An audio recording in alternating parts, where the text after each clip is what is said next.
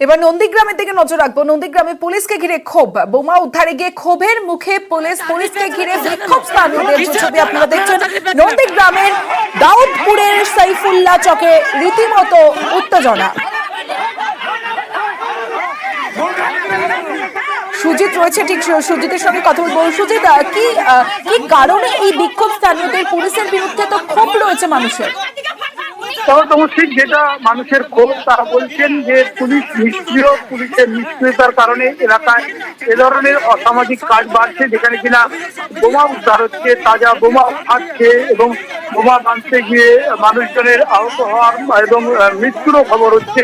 সেখানে পুলিশ অনেকখানি হাত গুটিয়ে বসে রয়েছে এবং সেটাই মানুষ বলে পুলিশের বিরুদ্ধে ক্ষোভ বিক্ষোভ জানাচ্ছেন। এবং গোটা ঘটনা নিয়ে রাজনৈতিক চাপানুতর চলছে। তেমন পুলিশের যে বলা যায় যে টিম, তারা ঘটনাস্থলে গিয়ে তদন্ত করতে চাইছিলেন এবং লোক উদ্ধার করে নিষ্ক্রিয় করার চেষ্টা করতে চাইছিলেন, কিন্তু এলাকার মানুষ, ওই এলাকার মানুষ তার ক্ষোভ রীতিমতো পুলিশকে ঘিরে তারা দেখাতে থাকেন এবং তাদের যে ক্ষোভ বিক্ষোভ সবটাই পুলিশকে ঘিরেই চলে এবং দীর্ঘক্ষণ চলে। আরো পুলিশ বাহিনী ঘটনাস্থলে পৌঁছে যায় এবং পরিস্থিতির নিয়ন্ত্রণে আনার চেষ্টা হয়। এটির মধ্যে তৃণমূল ও বিজেপির মধ্যে ঘটনা নিয়ে কিন্তু চাপানোতর শুরু হয়ে গেছে। বেশ,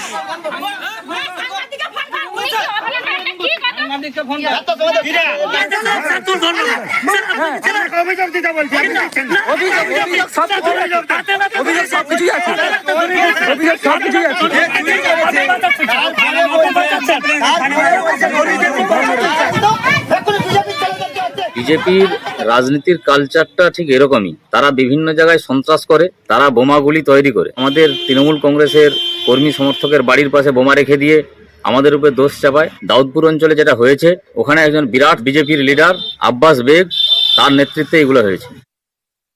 আমরা দেখতে পাচ্ছি দেবাংশু এখানে গোয়ারা হারার ফলে, এই বুথ যেহেতু পাশের বুথ যেহেতু বিজেপি লিড নিয়েছে, তার ফলে এই এলাকার তৃণমূল নেতৃত্ব, এই অঞ্চলের শেখ শামসুলের নেতৃত্বে এই এলাকার তৃণমূলের বুথ সভাপতি রঙ্গলাল বারিক ও শঙ্কর রঞ্জিতের নেতৃত্বে দিনের পর দিন, রাতের পর রাত বাইক ভ্যানে এসে দাপট দেখাচ্ছে, ঝামেলা করতেছে, বোম ফাটাচ্ছে। এই এলাকার অন্যান্য জায়গায় আরও তৃণমূলের বিভিন্ন বাড়িতে আরও বোম বন্দুক থাকতে পারে। পুলিশের হাতে তৃণমূলের এক কর্মীকে, সক্রিয় নেতৃত্ব, যার নেতৃত্ব হয়েছে, তাকে তুলে দিয়েছিলাম, পুলিশ তাকে ছেড়ে দিয়েছে।